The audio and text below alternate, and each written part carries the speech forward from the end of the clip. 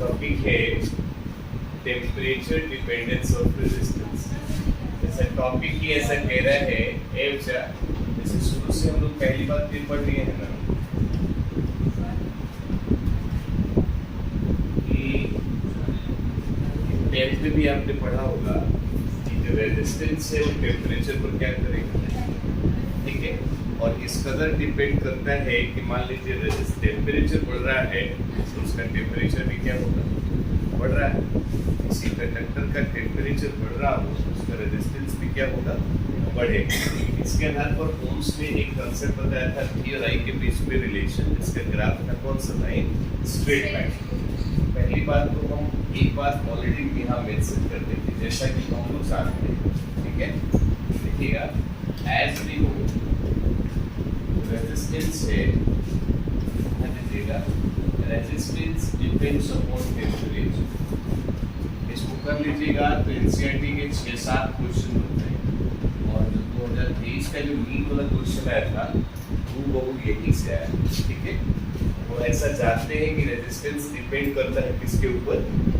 हम यहाँ पर कुछ चीज इस टॉपिक के हिसाब से एज्यूम करते हैं। मान लीजिए कि एक कंडक्टर है, उसका रेजिस्टेंस हमने मान लिया कौन सा, R0, मान लिया R0। नेक्स्ट ग्रुप में जाएंगे तो R1 भी माना गया। ये रेजिस्टेंस है, ऐसे लिख देते हैं, ये resistance at low temperature. Numerical में देखेंगे कम से कम टेम्परेचर जहाँ लिखा होगा उसके साथ यदि कोई रेजिस्टेंस लिखा है वो किसका वैल्यू होगा। और वैसे थ्योरी में पढ़ते हैं तो कई सारे टेक्स्ट बुक में लिखा होगा एट 0 डिग्री सेल्सियस, मतलब इतने डिग्री सेल्सियस पर जो कंडक्टर का रेजिस्टेंस होगा वो किससे जाना जाएगा, R0। इसमें एक और बात हम मान लें, जिसे आप क्या नाम देंगे, R। ये भी रेजिस्टेंस है लेकिन किस टेम्परेचर पे बाबू, हाई टेम्परेचर। थोड़ा ध्यान दीजिए, इसे आप मानना चाहते हैं, कह सकते हैं at theta degree Celsius. Theta degree Celsius का मतलब हुआ कि जो आप 0 माने थे, इसके बाद का जो टेम्परेचर होगा 2 डिग्री, 3 डिग्री, 10 डिग्री, 20 डिग्री, उस टेम्परेचर पर जो कंडक्टर का रेजिस्टेंस होगा वो किससे जाना जाएगा, R। अब न्यूमेरिकल में जाएंगे तो इस बात को ऐसे बोलेगा कि 2 टेम्परेचर दिया होगा, एक टेम्परेचर के साथ ऑलरेडी रेजिस्टेंस दिया होगा और जो दूसरा टेम्परेचर दिया होगा उस पर भी कुछ रेजिस्टेंस दिया होगा। तो सबसे पहले दोनों को ध्यान से देखो और देखेंगे कि दोनों में से किसका टेम्परेचर सबसे ज्यादा है। जिसका टेम्परेचर ज्यादा होगा उसके साथ वाला रेजिस्टेंस किस नाम से होगा, और जो कम होगा उसको थ्योरी में हम लोग बताते हैं 0 डिग्री और कौन सा।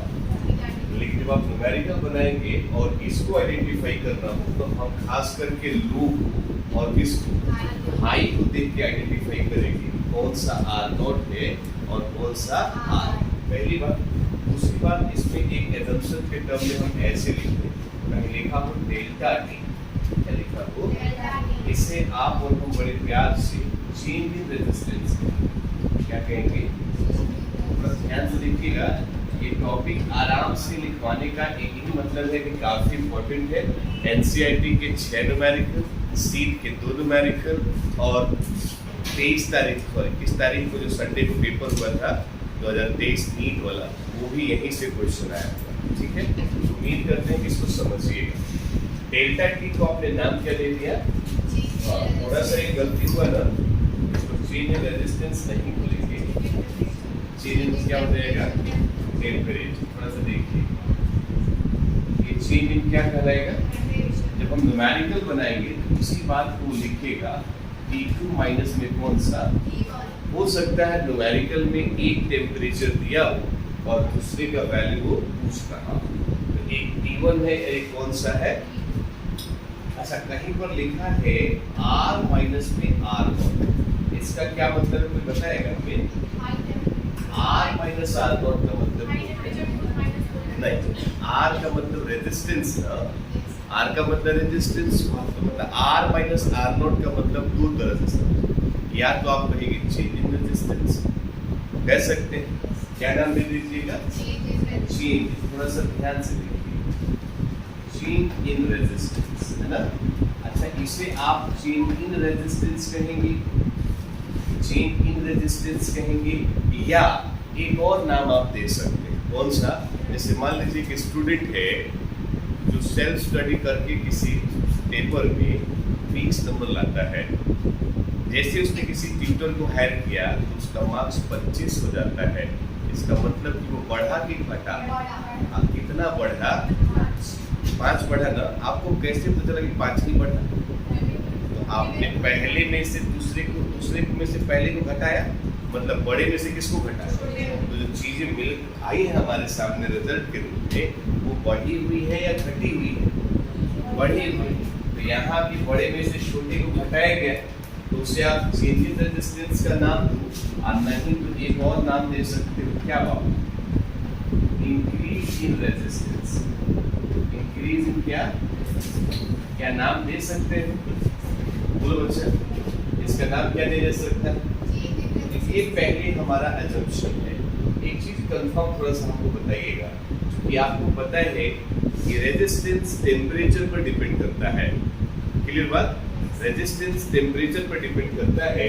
तो क्या ये वाला रेजिस्टेंस, जैसे आपने प्यार से क्या बोला है, क्या ये वाला रेजिस्टेंस इस पर इंक्रीज इन टेम्परेचर पर भी डिपेंड करेगा? जब रेजिस्टेंस टेम्परेचर पर डिपेंड कर रहा है तो change in resistance he change in temperature पर डिपेंड करेगा। एक बड़ी अच्छी सी बात है, इसको आपको याद करके चलना है बाबू।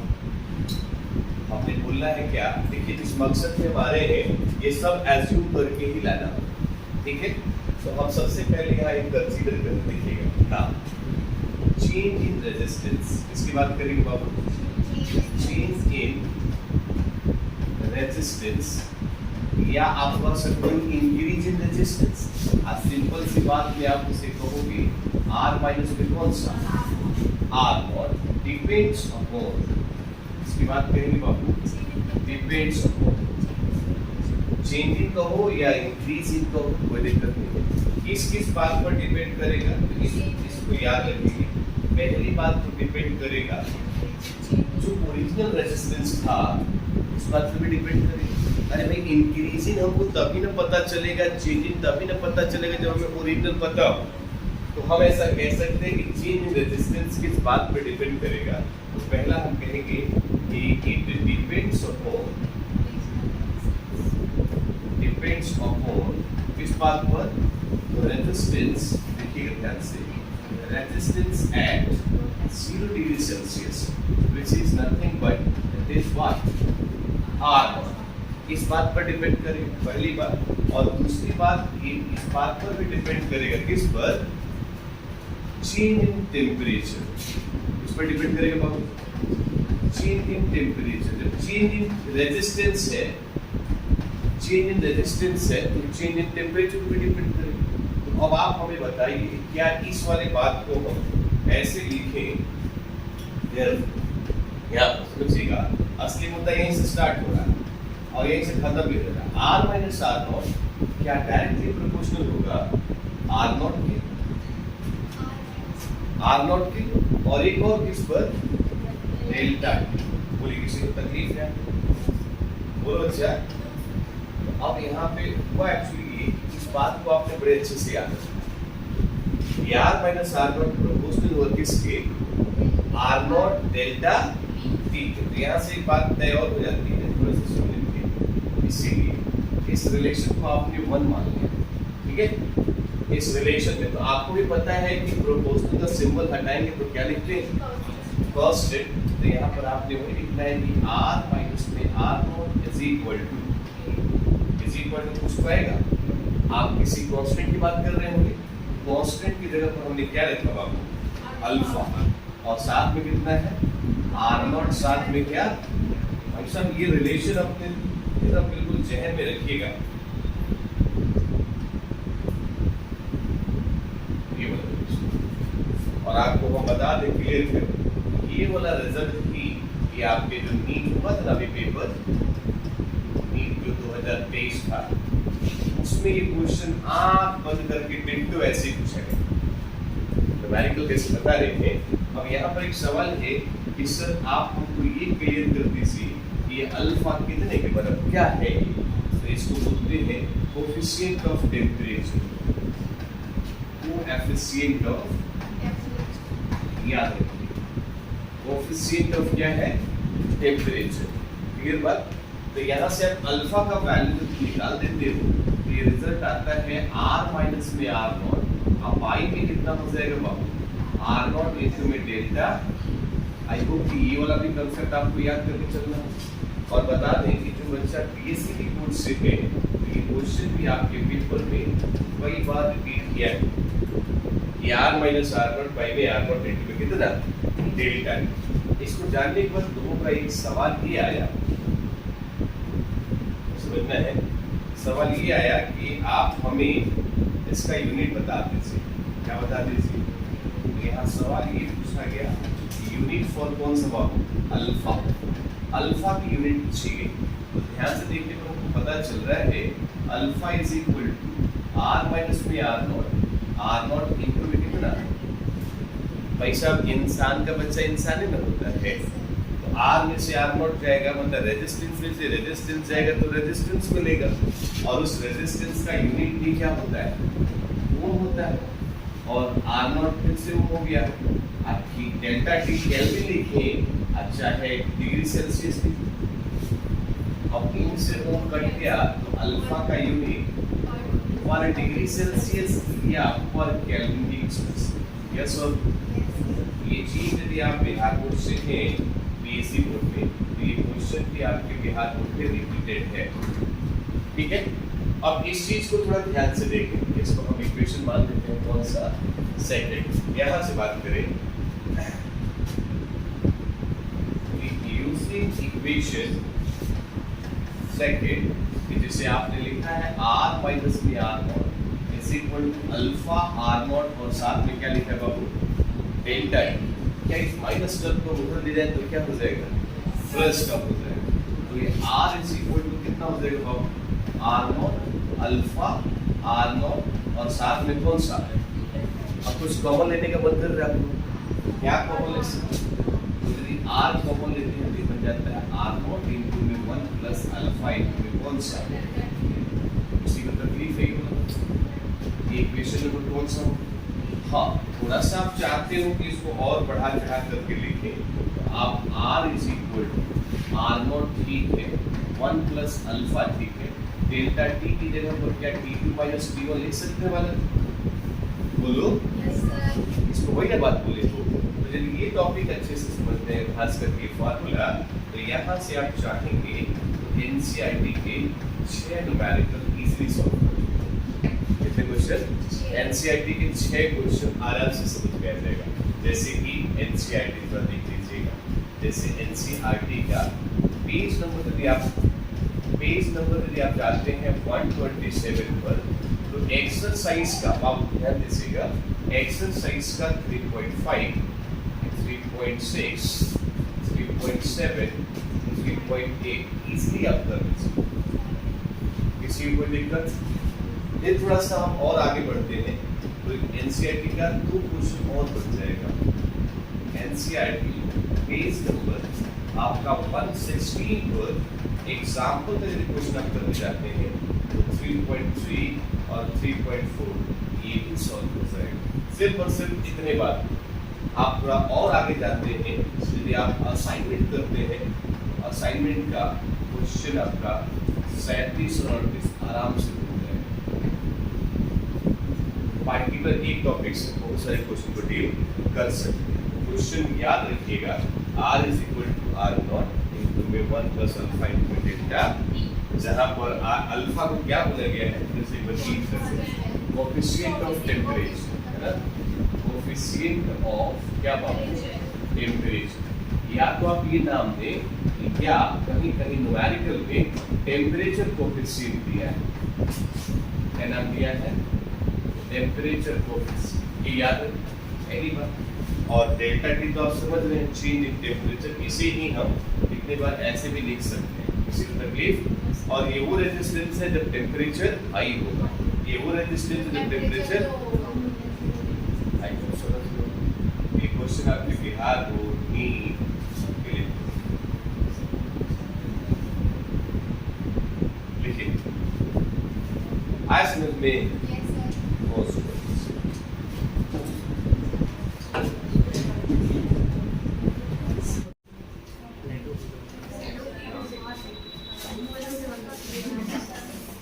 अच्छा sir,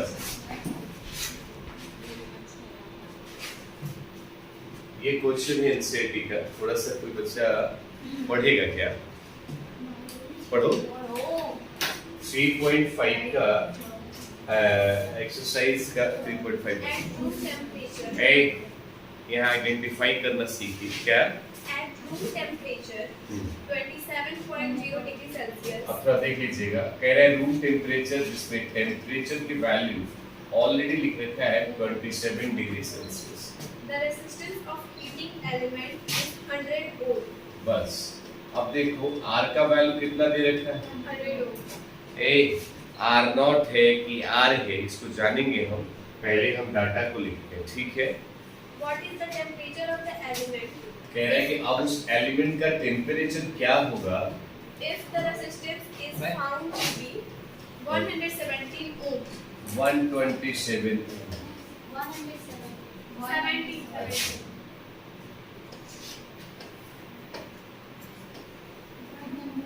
Given at the temperature एक of मिनट, 170 ओम, और इसमें एक चीज गिवन है, कौन सा भैया?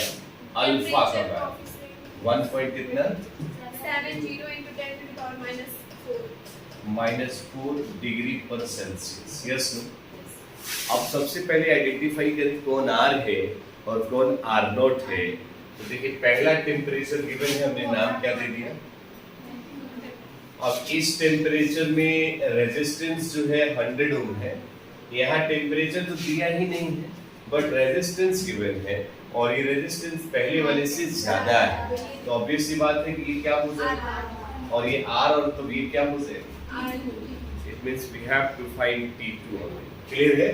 तो अब यहाँ से कुछ ज्यादा बात नहीं करेंगे, अल्फा दिया है, T2 निकालना है, तो हम ऐसा जानते हैं R minus R naught is equal to alpha अब फिर से R naught इंटू में डेल्टा T था ना, बोलो बच्चा, क्या हम इसे कहें कि R माइनस में R naught बाई में R naught इंटू में alpha is equal to delta T, लिख सकते हैं। अच्छा, डेल्टा T को थोड़ा सा समझिएगा, यहाँ पर पैटर्न, डेल्टा T को क्या हम T2 माइनस T1 लिख सकते हैं और रिजल्ट अपने को मिल जाएगा R माइनस में R नॉट बाई में R नॉट इंटू में क्या बाबू? अच्छा देखो, देखते रहो, देखोगे तभी समझ में आएगा, ठीक है? और यहाँ पर क्या हो जाएगा? अल्फा। Yes no? हमें फाइंड क्या करना है बाबू? ये माइनस का T1 है, इधर चला जाएगा, R माइनस में R नॉट बाई में R नॉट अल्फा, अब प्लस में क्या हो जाएगा? अब थोड़ा सा यहाँ फोकस करना है, यहाँ पर खाली कैलकुलेशन है और कुछ नहीं है, वैल्यू नहीं। R का वैल्यू कितना दे रखे और माइनस में 100 वही हो गया और डिवाइड बाई कितना हो जाएगा? R नॉट 100 ये है, अब multiply by 1.70 into 10 to the power कितना है? माइनस। ठीक है, अब थोड़ा सा एक चीज समझ लीजिएगा, अब प्लस T1 है ना, 27 डिग्री सेल्सियस, ठीक है? 27 डिग्री। अब थोड़ा सा सुन लीजिए, 117 से 100 गया तो 17 लिखेंगे हम, और ये अपना पॉइंट है ना। अच्छा चलो, ये माइनस का 4 प्लस का 2 कितना हो जाएगा? माइनस का 2, और ये जो 1.7 है इसको भी 17 करके पावर कितना कर देते हैं, सॉरी ऊपर 10 लिख देते हैं। अब प्लस का कितना? भाई साहब एक काम करें, 17 से 17 तो चला गया, ईमानदारी से बताएंगे, माइनस का 2 है, ऊपर जाएगा तो प्लस का 2, और ऑलरेडी प्लस का 1 है, प्लस का 3 विच इज 1000 हो गया ना, तो 1000 ये हो गया। अब plus 27, it means you can say 1027 degree Celsius which is what? This is your answer. निकल गया? ऐसे बनाएंगे लोग तो आसान हो जाएगा, एक बार इसे लिख लीजिए फिर